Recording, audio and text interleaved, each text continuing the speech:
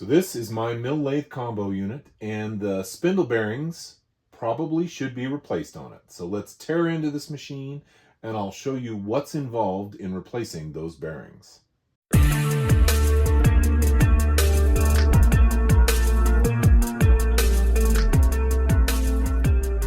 Greetings fellow DIYer, and welcome to my video.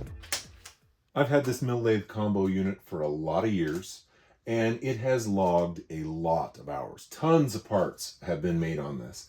And this will actually be the second time that I am replacing the spindle bearings. A couple months back, I started noticing a little bit of noise coming from the bearings when it was running. I pulled it apart, I gave it a good greasing, and the noise went away. But I figured if we were to the point where it was making noise, those bearings are not long for this world. So I went ahead and ordered up another set of bearings, and I'm going to take you through the process, showing you how to take this all apart, remove the bearings, and put it all back together. A couple things to note. Some of these machines use oil for the bearings in the spindle, and some of them use grease.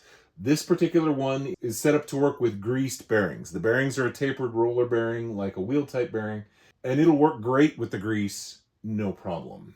Other machines, you will find that there is oil in there, and then that adds a little more complication because you have seals on either side of the spindle that have to be dealt with. What I do here should apply to most combo machines, but not all. Again, we have the difference between oil and grease. Also, this machine came with a clutch for the mill head and the lathe spindle, and I have actually locked out that clutch and added an auxiliary motor to the mill. I did that to improve accuracy on the lathe. There was a lot of slop in the clutch, and so by locking everything out, that eliminated some of that slop and overall affected the quality of my cuts, improving them. So that will be a little different in the case of changing out these bearings compared to, say, what you may have. Before we get into this, before I tear this open, start removing parts and putting parts back together, let's head over to the bench so that I can show you a couple of key things that are critical before you start a project like this. The first thing you're going to need to do a bearing swap is new bearings. Now this particular mill uses wheel bearings, so they are totally set up to be greased and run for hours and hours with little to no maintenance. My manual referred to these bearings as 32007 bearings. And there'll be an Amazon link in the description for these bearings if they are the same ones that you need. Now, the very first time I replaced these bearings, I didn't trust the manual. I actually went into the machine, pulled the bearings out, read the number off the bearing, and the manual was correct. That was the bearing that I ended up needing. Put it all back together, ordered new bearings, and then got to do it again. Most likely, your manual is going to be correct, and those will be the correct replacement bearings. A few other tools that you're going to need, although hardly any of this looks like a tool. I have this big bearing splitter, which is important for getting the big bearing off the pulley and spindle assembly. I've got a piece of all thread with some washers and a nut on each end. This is what I use to put it all together and get everything working properly before tightening down the spindle nut, just to get everything seated properly and the bearings properly preloaded initially. And then we have just various pieces of pipe, shim, that kind of thing. Now, when you take your lathe apart, you will not have the ability to be able to make any tubing or things that you might need to help you press these bearings off and on. So it's critical that you come up with these parts and pieces before you take the lathe apart. The most important thing is you need a pipe that is fairly good size, that fits inside the cage so that we are not damaging the cage, and then lands on this race. That is going to be critically important for pressing bearings on and off. Now, if you don't have a press, these bearings, at least on my machine, were not terribly tight, so a person could drift them on with a hammer. Either way, you are going to need various sleeving to go up against the parts and pieces and help you assemble and disassemble this spindle. So let's start this disassembly process. First thing that needs to happen is we need to remove the chuck. This is actually one of those things that I don't like about this lathe. This chuck's kind of a pain to remove because you got to get in behind it and remove some bolts. I always use my tailstock to help hold the chuck in place when I am removing it.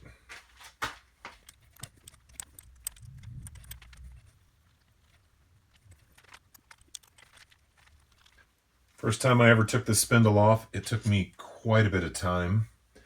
Now I can get them on and off relatively quickly, although it's still a poor design. All right, with the 3 bolts loose, we can get the tailstock out of the way. And the chuck comes right off. Next, we need to turn our attention to this side. Now, this is a modification that I made to this machine. I actually added ELS, which is electronic lead screw. This allows me to thread. And it's this encoder that sends a signal to the system and lets it know how fast the spindle is spinning. So in order to get this cover off, to get to the spindle, we've got to remove this belt and subsequent pulley. Just like that, the encoder's loose and the belt that goes with it is also loose. From there, we can take the cover off. Drive pulley for the encoder is the next piece to come off.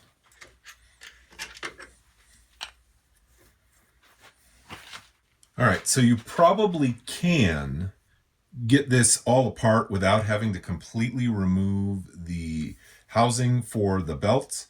However, it's a whole lot easier to get in behind this pulley and get it pulled if this piece isn't there. So we're going to remove that as well. Now this next part is part of where I locked out the clutch. Normally you have a cap that screws onto this piece that slides in and out. And I actually removed that cap and I removed the screws that were supposed to hold the cap to it. And then I ended up using bolts to go all the way down and bind into the spindle. This is all to keep everything locked into place. One more thing that I did in the process of locking out this clutch, and that was to tap this hole that was already existing in this pulley. There's a guide, a foot, that goes down into the clutch mechanism here. And that hole was for a detent to help it snap into place. I removed said detent and then used a set screw to create the force to help lock everything in place. So if we loosen that up, you can see now that the clutch mechanism moves. Now I've got to use a spanner wrench to take this nut off. Now normally there is a special washer that goes between the nut and the spindle that has tabs that you bend over into the notches to hold it into place. Because of my setup and needing that pulley for the encoder to fit around this, I had to remove that washer. So instead I use some Loctite that is specifically designed to be able to break free. All right, to get this loose, we just have a piece of steel with a couple of bolts in it. We're going to put that in the spindle. Let's see if we can't get this loose. The nut comes off. And there we can start prying things off. Normally this stuff comes off pretty easily without a whole lot of effort, but because of the set screws being used in various locations to lock out the clutch, we now have a little bit of a tight fit, and it takes just a little more effort to get these pieces off. So we have the dog tooth and the keeper, main clutch mechanism. Now normally, like I said, there's a foot in here and you can actually see it. Well, you may not be able to see it. Right in there is a foot, and it's normally held in place with a spring to help lock everything down. But of course, I've eliminated that spring, so it does make this removal a little bit easier. But be aware of that piece so that you do not lose it. On the back side of this pulley, we have 3 screws that are Phillips head that need to be removed. And then we should be able to tap this off. And just like that, we have removed the pulley.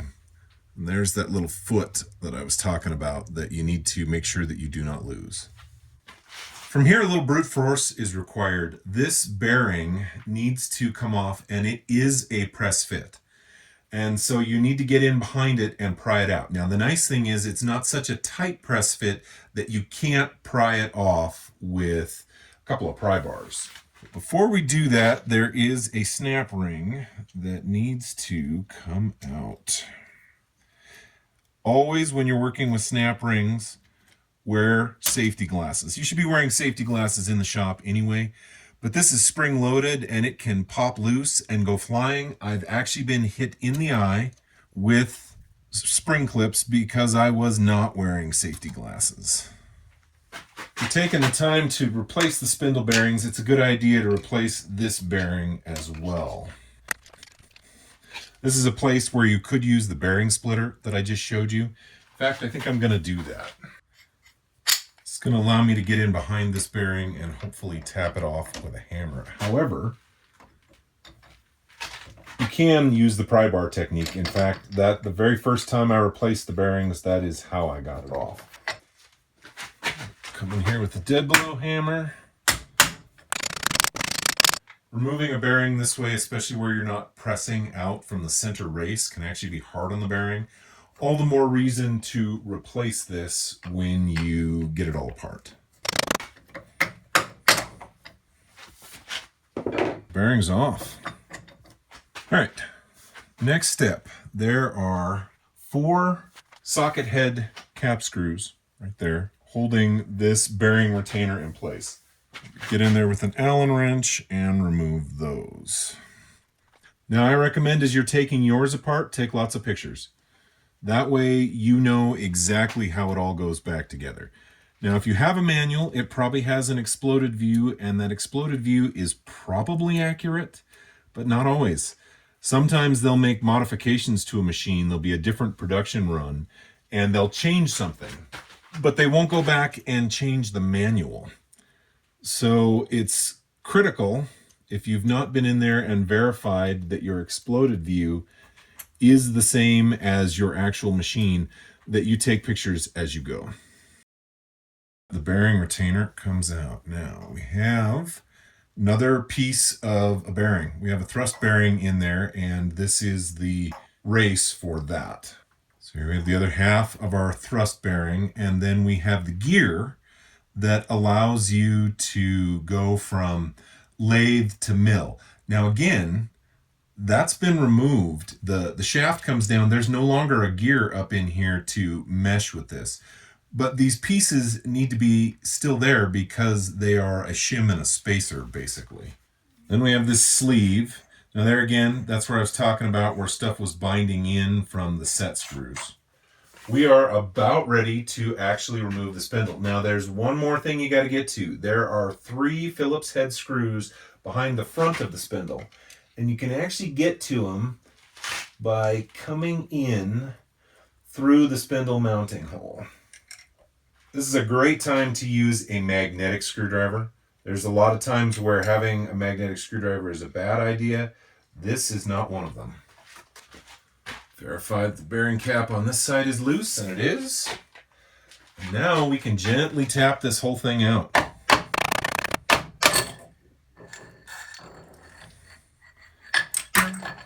And there goes the old bearing. Here we have the spindle itself, the old bearing that we're going to be replacing. The bearing that just fell onto the floor rests right here, and then you have a race for each bearing inside the spindle. To get each race out, all you have to do is tap it from behind. So the race on this side will tap out from this side, and the race on this side will tap out from this side. It's a little bit of a lip. You just get in there with a brass punch.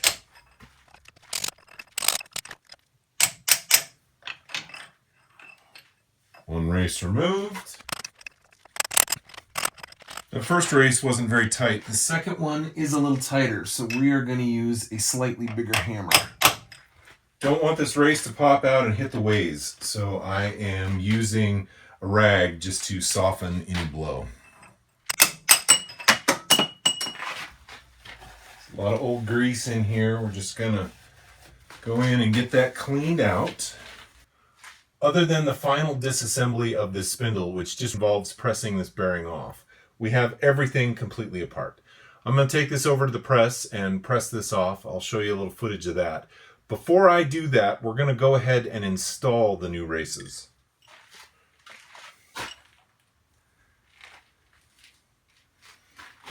Made sure we have no chips or debris in behind the race so that the race will sit flush the way it's supposed to.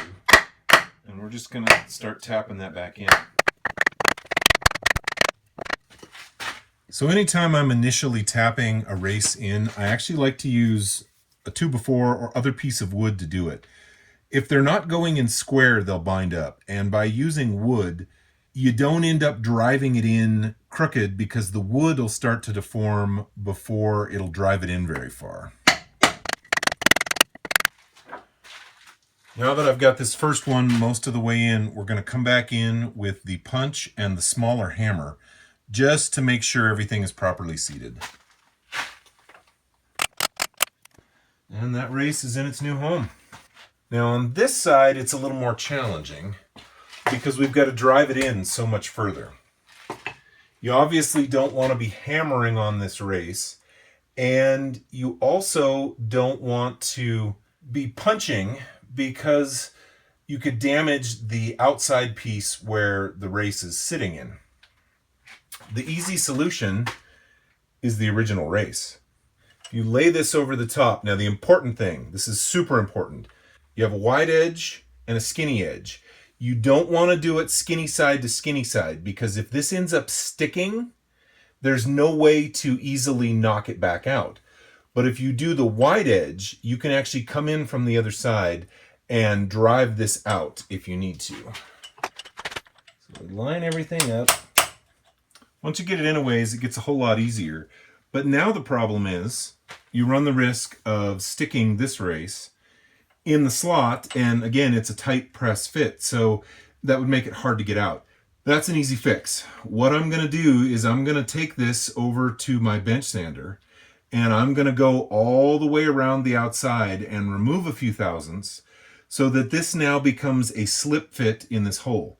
This is going to allow me to use this as a driver to press this race the rest of the way in and not run the risk of this piece getting stuck and having to be driven out. All right, got it all fit down. Just making sure that it's a soft fit. So this is exactly why I said it's super important that you put it in the right direction. I ground down the outside, but apparently didn't grind down the outside enough, and now I have this stuck in here. But that's an easy fix.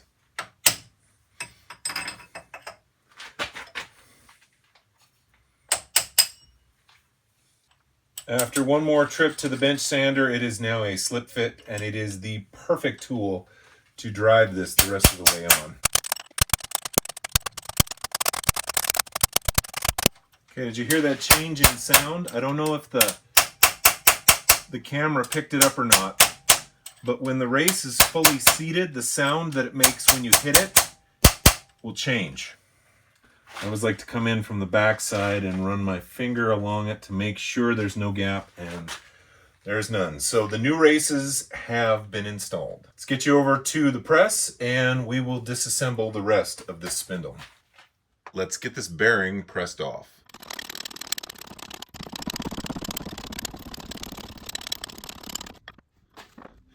I had to reset. I don't typically like pressing things off with my blocks sideways due to the tippy nature of them. Thankfully, this is not a real tight press fit. I pressed it off with them flat. As deep as I could go, the throat of my press isn't wide enough for the spindle to fit down through. So I'm just using these in the vertical configuration here at the very end.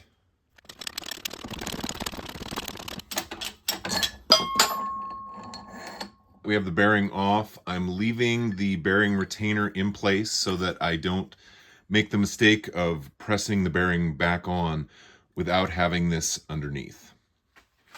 So there's my new bearing, thoroughly packed with grease. There are lots of techniques for packing a bearing. You can do it by hand. You can use a tool that packs grease in there. Either way, you need it to be thoroughly packed before you assemble anything, because there's no way to grease these bearings once everything is put together. This is where the first tube comes in. This is the one that I showed you that is big enough to fit over the snout of the spindle, but small enough to fit on the inner race of the bearing and not interfere with the outer race of the bearing. If I were to just put a big tube on this that hits the outer race and press it down, you're going to end up binding the outer race and your bearing is not going to spin properly. These bearings are barely a press fit. You could easily use a pipe like this and a hammer and drive them on. In fact, the next bearing, we're going to use a piece of all thread to put it on. And if you don't have a press, you could use a piece of all thread, even in this application, to press it on.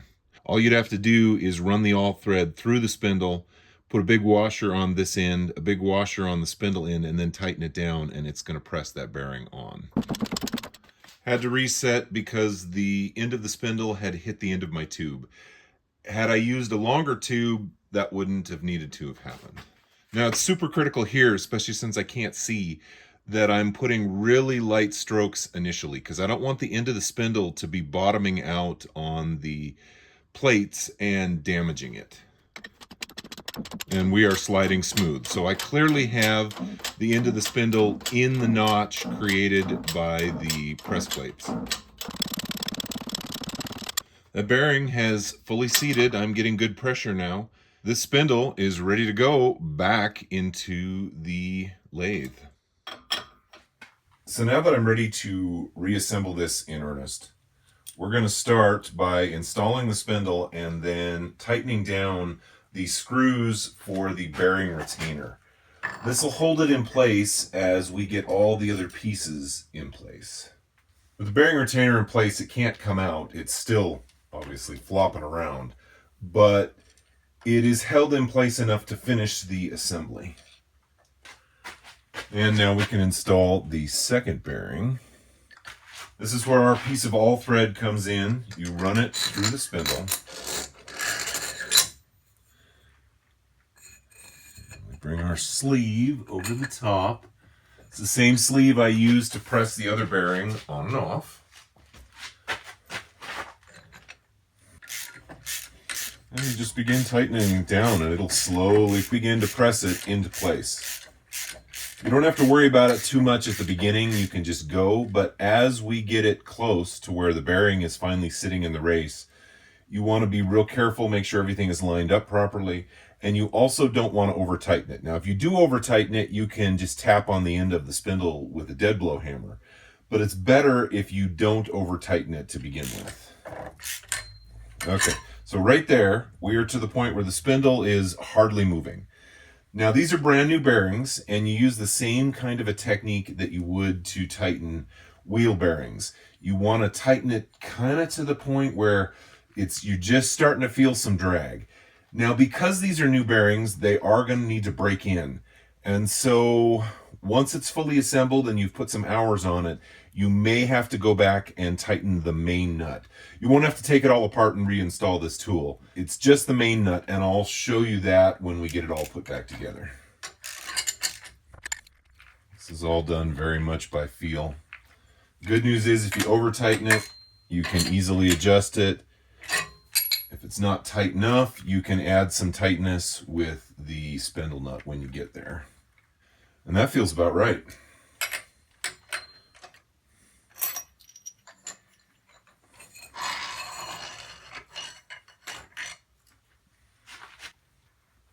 It's a little bit of drag, it's not binding, it just feels right. Like I said, if you have any experience doing wheel bearings, you'll know how tight you need to make this. From there, everything goes back together in the reverse order it came out. So we have the conical gear that, in the case of this combo, is nothing more than a shim. We have the thrust bearing, and then the outer race for said thrust bearing. All the bearings that I'm putting back in here that I'm reusing got cleaned up, they got wiped down, and they got a light coating of fresh grease. After the thrust bearings, the next piece is the bearing retainer. Next step is to install the pulley bearing. I apologize if you're hearing what sounds like a sawzall in the background. I have neighbors working on a project. So I don't have what I want to have to put this on correctly. I would need to have a bigger sleeve that fits on this inner race. So we're just going to use the dead blow hammer and tap it down on. Thankfully, it's not a real hard, tight press fit. Now, I'm making sure that all my impact is on the inner race. Again, if you press a bearing from the outer race, when it's supposed to be pressing on the inner race, you will damage it. Now I'm coming in with a brass punch and a really light hammer. The key here is that you got to be real careful with the punch that it never falls inside the bearing.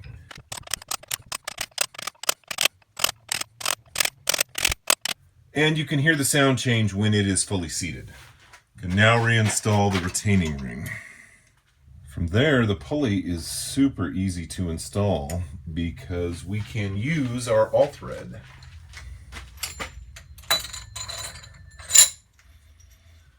Now for this, I need to use a slightly larger diameter spacer to go in between and allow me to press the pulley without bottoming out on other components.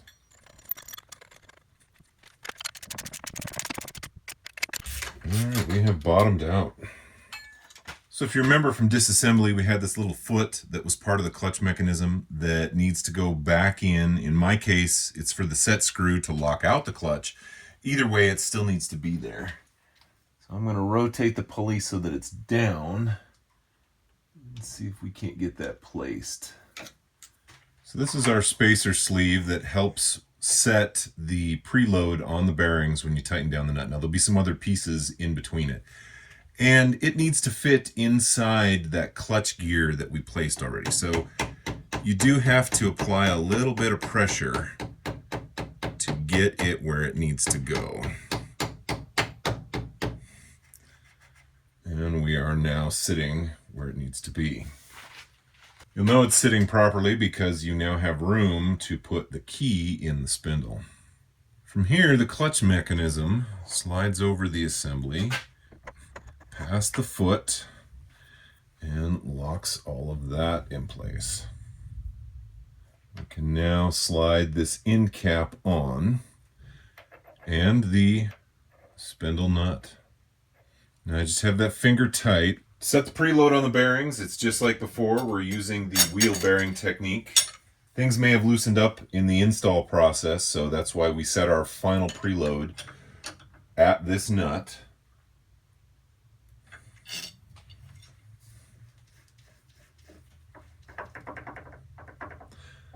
Now if I wiggle it, you hear it slopping around, and that was actually creating an issue with my finish.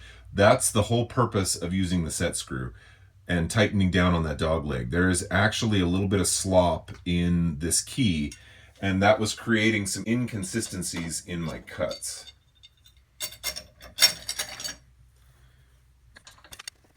And that feels pretty good. Like I said, there's that issue with the slop in the mechanism. If we tighten down the set screw on the dog leg, that all goes away. We're no longer knocking. Massive improvement to this system to completely lock out this clutch. It made my lathe cuts so much better.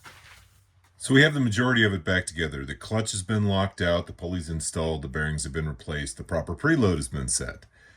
Now here's the step that most people neglect to do, and that's to break in those bearings. So we're going to take and install the belt. We're going to plug the machine back in. We're going to turn it down to the slowest speed, and we're going to turn it on. Now the key to breaking in bearings is to do it a little bit at a time. So we're going to let it run at this speed, just nice and slow, circulating that grease throughout the bearings. We're going to let it run this way for about a minute, and then we will take it up a notch. Seems to be running at a nice pace. Everything seems to be working really well.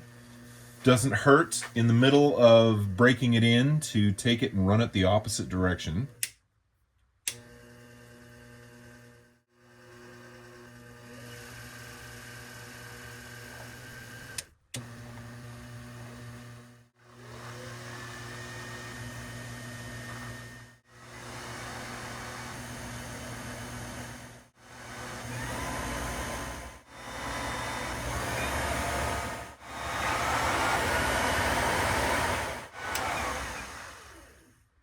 Haven't broke it in. We're going to see if we have any play, if everything is sitting well. I'm actually going to loosen up my lockout set screws, and we are going to put the spanner wrench back on the nut and see if it needs tightened at all. We got just a little bit, not a lot. That feels pretty good. If you over tighten them, you'll definitely know it. They'll definitely begin to bind, and you will end up burning up the bearings. I would definitely keep an eye on it the first few hours of use. Make sure that those bearings have not loosened up on you. And from here, it's pretty straightforward. Now, I'm not going to show you me reinstalling the chuck and putting on the belt safety housing, any of that kind of stuff, because that's all basic things you should be able to do. This video is already getting kind of long. The important part was getting this assembly taken apart, getting the bearings replaced, and getting it put back together. If you have any questions, please don't hesitate to put them down in the comments, and I would love to try and answer them for you. If you like what you've seen, please click like. If you'd like to see more, please subscribe. Thanks for watching.